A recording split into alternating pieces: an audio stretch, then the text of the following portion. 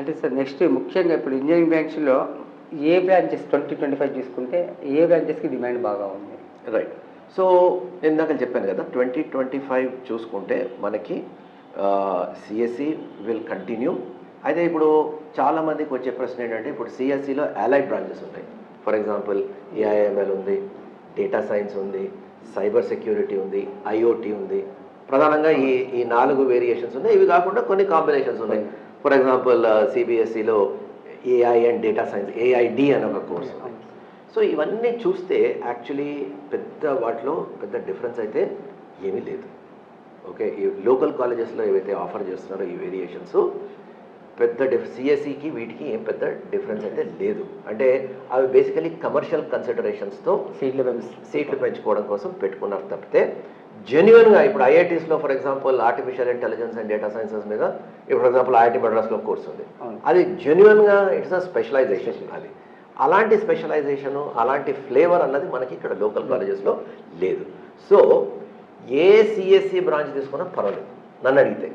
So అందుకని ఇంకా parents అలా అవుతుంది అని కొన్ని సిఎస్సిలో ఏంటి, what are the things that we have to, what priority we have to take అని ఒక ప్రశ్న వస్తుంది.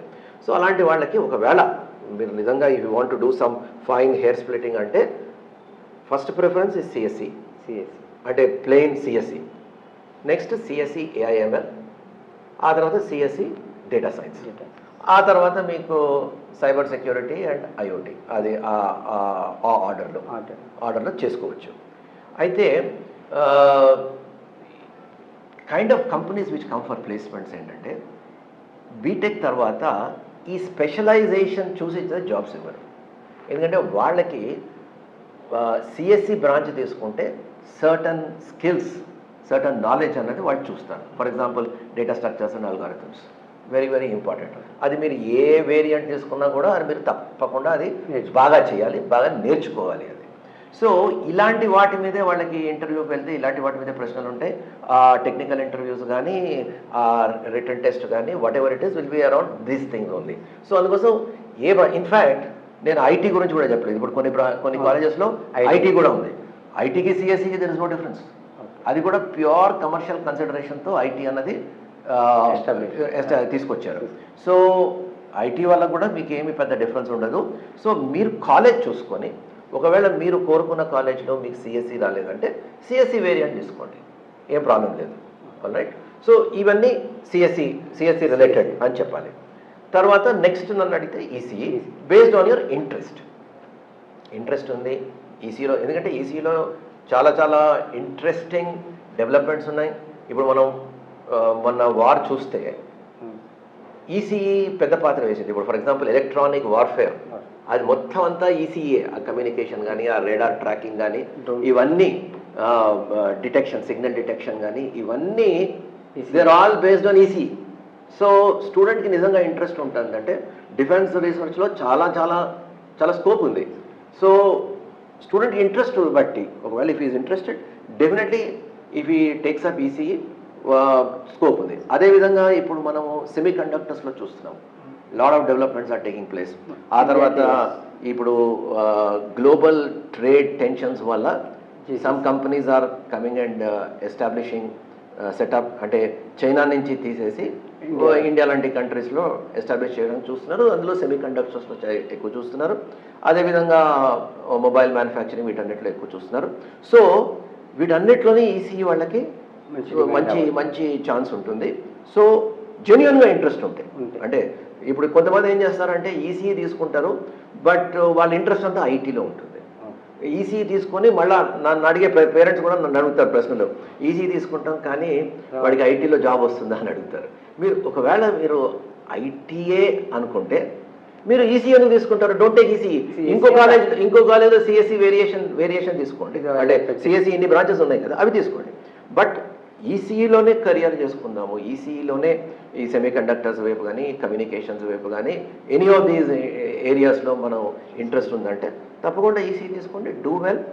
అండ్ ఒకవేళ మీకు బీటెక్ తర్వాత ఆశించిన జాబ్ రాకపోయినా మీరు గేట్ రాసి ఎంటెక్ చేయండి, మంచి ఐఐటీస్లో ఎంటెక్ చేయండి, చాలా ఆపర్చునిటీస్ ఉంటాయి. ఆ తర్వాత ఐఐటీని ఎంటెక్ చేస్తే అసలు బ్రహ్మాండమైన opportunities. In fact if you see ISRO, DRDO వీటన్నిటిలోని lot of these people who are doing well are not from IITs. వాళ్ళంతా లోకల్ ఇంజనీరింగ్ కాలేజెస్లో చేసి ఆ తర్వాత ఎంటెక్ ఇన్ ఐఐటీస్ చేసి ఈ ఆర్గనైజేషన్లో జాయిన్ అయిన వాళ్ళే. So this lot of scope, అది చేయొచ్చు. లేదా వాళ్ళు గేట్ రాసుకొని పిఎస్యూస్ డైరెక్ట్గా పిఎస్యూస్లో కూడా డెవలప్ చేసుకోవచ్చు. సో మీరు ఆ ఇంట్రెస్ట్ ఉంటే మీరు ఇవన్నీ ఇవి చేస్తారు. అదేవిధంగా ట్రిపుల్ ఈ కూడా మీరు ఇంట్రెస్ట్తో ప్యాషన్తో చేస్తే, ఇప్పుడు ఆల్టర్నేటివ్ సోర్సెస్ ఆఫ్ ఎనర్జీ చాలా చాలా చాలా రీసెర్చ్ జరుగుతుంది, చాలా జాబ్స్ జరుగుతున్నాయి రెన్యూవల్ ఎనర్జీలో. So there are lot of private సెక్టర్లోని, పబ్లిక్ సెక్టర్. సో మీకు జాబ్స్ ఉన్నాయి. అండ్ ఈ గత 10 ఏళ్లలో ట్రిపుల్ ఈ బ్రాంచ్లో సీట్స్ తగ్గాయి యాక్చువల్లీ. సో మనమే ఓవర్ ప్రొడక్షన్ అయితే చేయట్లేదు. సో అందుకోసం ఎవరైనా ట్రిపుల్ ఈలో ఇంట్రెస్ట్ వచ్చేస్తే వాళ్ళకి అవకాశాలు మంచి గవర్నమెంట్. ఇంతకుముందు ఏంటంటే ఒకప్పుడు ఎలక్ట్రికల్ చేస్తే ఓన్లీ మనకి ఎలక్ట్రికల్ యూటిలిటీస్, ట్రాన్స్కో కానీ, జెన్కో కానీ, డిస్ట్రిబ్యూషన్ కంపెనీస్లో కానీ వీటిలోనే ఆపర్చునిటీస్ వచ్చేవి.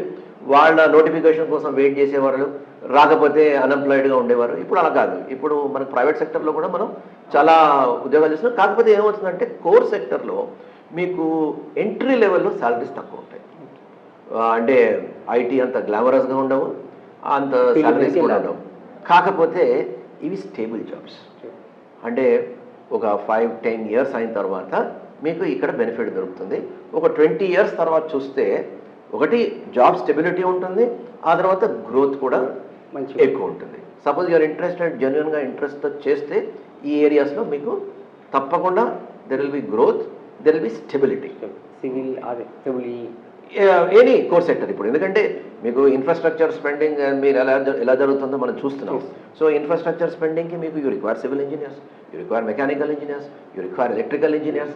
ఇవన్నీ మనకు అవసరం ఉంటారు. సో స్టూడెంట్స్ ఇంట్రెస్ట్తో చేస్తే తప్పకుండా వాటికి ఆపర్చునిటీస్ అయితే ఉంటాయి, ఏం ప్రాబ్లం అయితే లేదు.